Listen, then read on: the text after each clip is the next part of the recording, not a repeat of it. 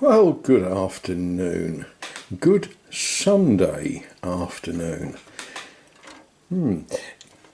Sundays, we're not supposed to make a lot of noise. You know, lawnmowers and grinders and things like that. So I thought it would be not a bad moment to take a little look at this tin plate train. Now, when I first looked at it, it clearly has been dropped at some stage in its life, and I've straightened these little bits. Now, in truth, as a toy, this had a very low chance of survival, because what we had in there was this articulated section, and you know, those of you that are used to working on Chevrolet and Dodge will think, how can you make anything work with a skinny little piece of metal like that? Well, I guess if you bought this for a child for Christmas and only let them play with it when Grandad or Uncle Fred was with them, it possibly would never have got dropped. But that isn't the nature of toys, is it? So, what are we looking at? Well, we've got some interesting damage here with this buffer, and that is prototypical, just a single buffer on both ends of these rail cars, rail motors. That's badly bent. The axles on what I'm going to call the trailer car, because the clockwork is in this one, there is something horribly wrong and loose with those. And the chassis of this one, well, that needs a little straightening, doesn't it?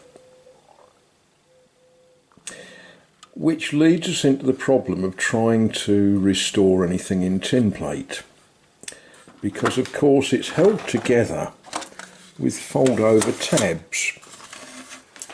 And those of you that know anything about metallurgy know full well that thin metal work hardens, and every time you fold it over you increase the risk of it just cracking and coming off, and it's very difficult to punch them back exactly how they should be.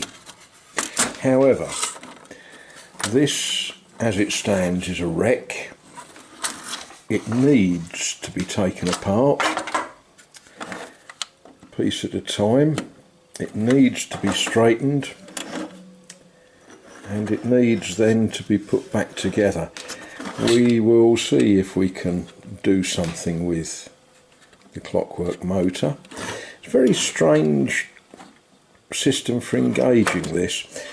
In the top, and of course it's written in French, we've got stop, or arrête, marche, which is move or work or step, or, and then we've got this sort of gearbox, if you like, backwards, débrayer, just, you know, neutral if you like, and forwards. And when we wiggle that lever, what actually happens is the whole axle assembly moves backwards and forwards. It's going to be interesting when I get that apart to see how effective that is at working. But I thought I would just start disassembling this made in France Joustra tin plate train. Now, if it turns into a complete disaster, you may never see this again. If it goes sort of nicely, well, we'll see how we get on. And I'm not looking at restoring it because, you know, this has got patina and it's got the original colours